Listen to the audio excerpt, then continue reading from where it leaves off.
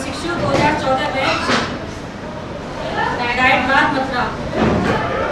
आज मैं कक्षा 6 में पुस्तिका पृथ्वी और हमारा जीवन का अध्याय हमारा सौरमंडल के बारे में पढ़ूंगी।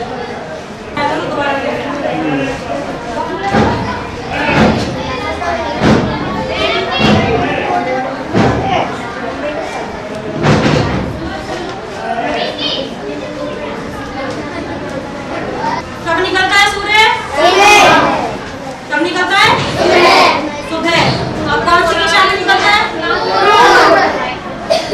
कौन सी दिशा में निकलता है? पूर्व दिशा में। चंद्रमा देखा है? कब निकलता है?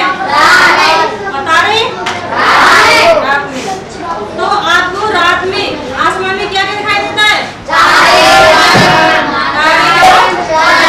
चंद्रमा, ठीक है। और दिन में सूरज। अच्छा, ग्रह किसे कहते हैं?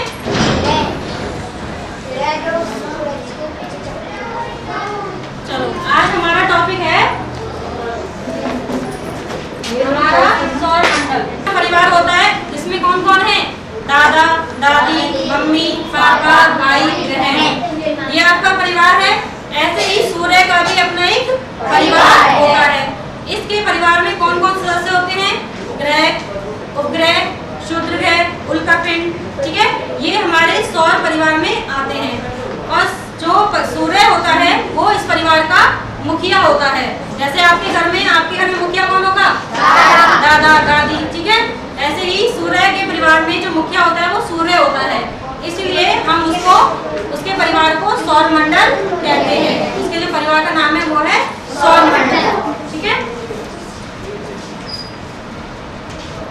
अब टर्न हो जाओ, बेस को लेना होगा, ठीक है। आप देखो, ये सबको दिखाई दे रहा है? इसमें जो केंद्र में है यानी कि जो बीच में है वो कौन है? सूर्य। कौन है? सूर्य। अब देखो, सूर्य के कितने ग्रह होते हैं? 8। कितने होते हैं? 8। सूर्य के 8 ग्रह होते हैं जो सूर्य की परिक्रमा करते रहते हैं। वो सूर्य की जो परिक्रमा करते हैं वो अपने अपने मार्ग में करते हैं, कोई किसी के मार्ग में नहीं करता। उनका अपना एक निश्चित मार्ग होता है जो सूर्य की परिक्रमा जिसमें वो करते हैं, ठीक है। अब देखो कौन कौन से 8 ग्रह होते हैं? पहला है बुध, दूसरा शुक्र, तीसरा पृथ्वी, चौथा मंगल, पांचवा पृथ्वी, छठा शनि, सातवां अरुण, आठवां वरुण। अब सबसे नजदीक जो ग्रह है वो कौन सा है? बुध। और सबसे दूर वाला ग्रह कौन सा है? अरुण। पृथ्वी कौन से नंबर पे है? 3। अच्छा, हम किस पे रहते हैं? पृथ्वी पर। अब पृथ्वी जो है एक ग्रह है और कौन से नंबर पे है? 3रे नंबर पे है, ठीक है। अब देखो, ये जो सूर्य की परिक्रमा कर रहे हैं, बुध अपने मार्ग में कर रहा है, शुक्र का अपना मार्ग है, पृथ्वी का अपना है, मंगल का, बृहस्पति का, शनि का, सबका अपना अपना मार्ग है। कोई किसी के मार्ग में एंट्री यानी प्रवेश नहीं कर सकता। समझ में आया था? अब देखो, अब हम बात करते हैं ग्रह की। ग्रह क्या होते हैं, ठीक है। देखो, कुछ आकाशीय पिंड, ये सब क्या है? आकाश में, ठीक है, आकाश में घूम रहे हैं, तो ये सारे आकाशीय पिंड हैं। कुछ आकाशीय पिंडों का अपना स्वयं का प्रकाश और ऊष्मा नहीं होती। वो क्या करते हैं? सूर्य के प्रकाश से चमकते हैं। ग्रह भी क्या है? ग्रहों का अपना कोई प्रकाश नहीं होता, वे भी सूर्य के प्रकाश से ही चमकते हैं। किसके प्रकाश से चमकते हैं? सूर्य के प्रकाश से। इन सभी का अपना कोई प्रकाश नहीं है, ये सभी सूर्य के प्रकाश से चमकते हैं। मैडम, प्रकाश से चमकते हैं। ये सभी अपने अक्ष पर घूमते हुए अपने निश्चित मार्ग में सूर्य की परिक्रमा करते हैं, इसलिए इनको ग्रह कहते हैं।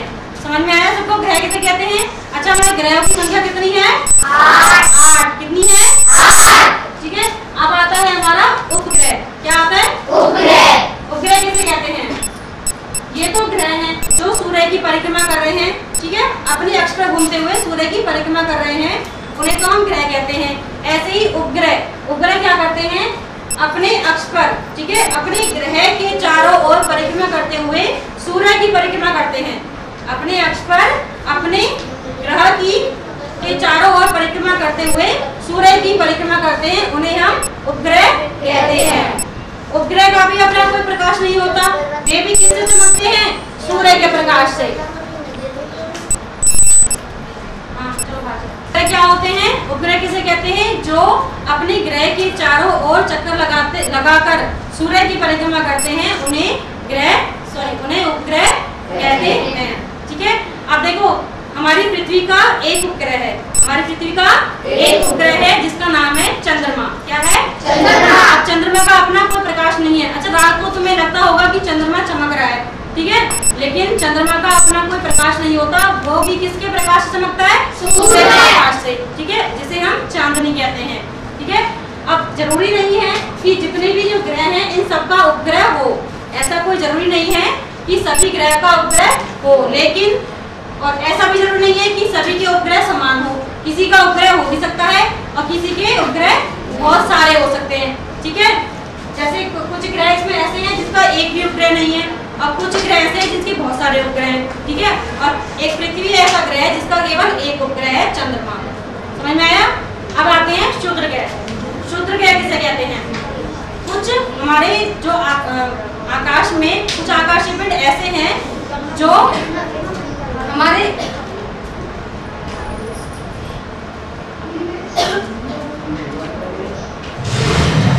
ग्रह और उपग्रह के अलावा कुछ ऐसे छोटे छोटे पिंड होते हैं जो हमारे सूर्य के चारों ओर चक्कर लगाते हैं, उन्हें हम कहते हैं क्षुद्र ग्रह।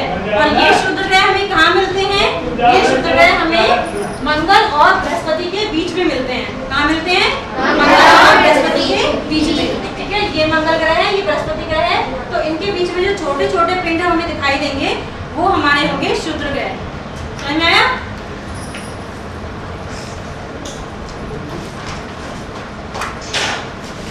अब हमारे उल्का पिंड। उल्का पिंड किसे कहते हैं? सूर्य के चारों तरफ चक्कर लगाने वाले, सूर्य के चारों तरफ चक्कर लगाने वाले छोटे छोटे जो पत्थर होते हैं, ठीक है, उन्हें हम उल्का पिंड कहते हैं। और ये उल्का पिंड कभी कभी हमारी पृथ्वी के इतने नजदीक आ जाते हैं कि ये हमारी पृथ्वी के जो वायुमंडल है उससे रगड़कर चमक पैदा करते हैं और पृथ्वी पर नीचे गिर जाते हैं। आपने सुना है कभी टूटता हुआ तारा? ठीक है, तो वो टूटता हुआ तारा क्या होता है? वो उल्का पिंड ही होते हैं। टूटता हुआ तारा उल्का पिंड ही होते हैं जो हमारी पृथ्वी के इतने नजदीक आ जाते हैं कि पृथ्वी की वायुमंडल से रगड़कर नीचे चमक पैदा करते हैं और नीचे गिर जाते हैं। ठीक है,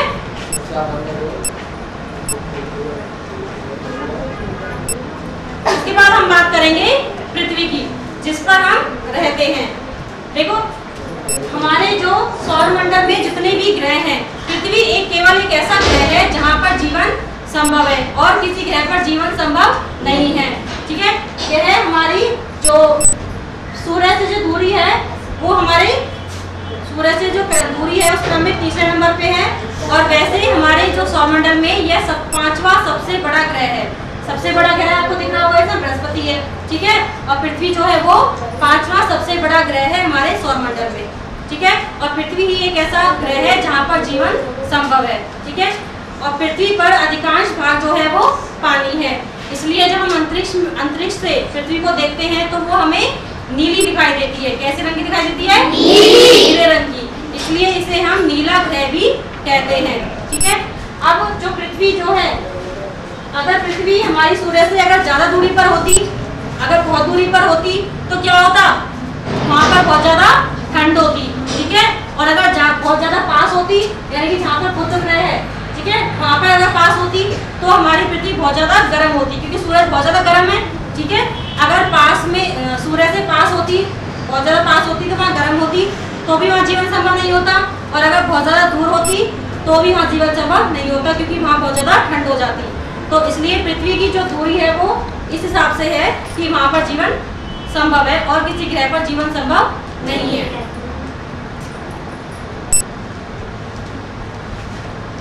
अब बात करेंगे हम इसकी चंद्रमा की। ठीक है, अभी मैंने आपको क्या बताया था कि चंद्रमा क्या है? एक उपग्रह है। क्या है? उपग्रह, जो पृथ्वी के चारों ओर चक्कर लगा रहा है। अच्छा, किसका उपग्रह है? पृथ्वी का। ठीक है, जो पृथ्वी के चारों ओर, क्योंकि पृथ्वी एक ग्रह है और पृथ्वी के चारों ओर चंद्रमा चक्कर लगा रहा है, तो वो चंद्रमा पृथ्वी का एक उपग्रह हो गया। ठीक है, और ये प्राकृतिक उपग्रह है। अच्छा, प्राकृतिक उपग्रह और कृत्रिम उपग्रह क्या होते हैं? प्राकृतिक उपग्रह वो होते हैं जो नेचुरली, यानी कि जो पहले से ही हैं, ठीक है, जो हमारे सौरमंडल में पहले से ही हैं। और कृत्रिम उपग्रह वो होते हैं जिनको मनुष्य ने बनाकर भेजा है, ठीक है, वो हमारे कृत्रिम उपग्रह होते हैं।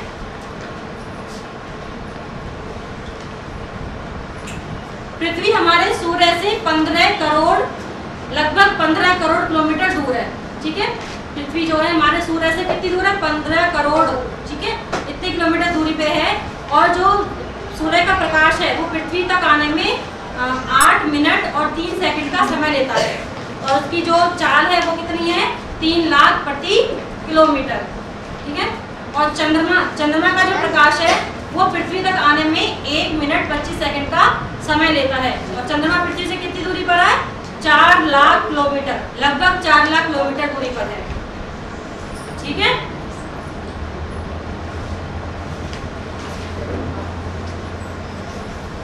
छह मिनट 7 मिनट।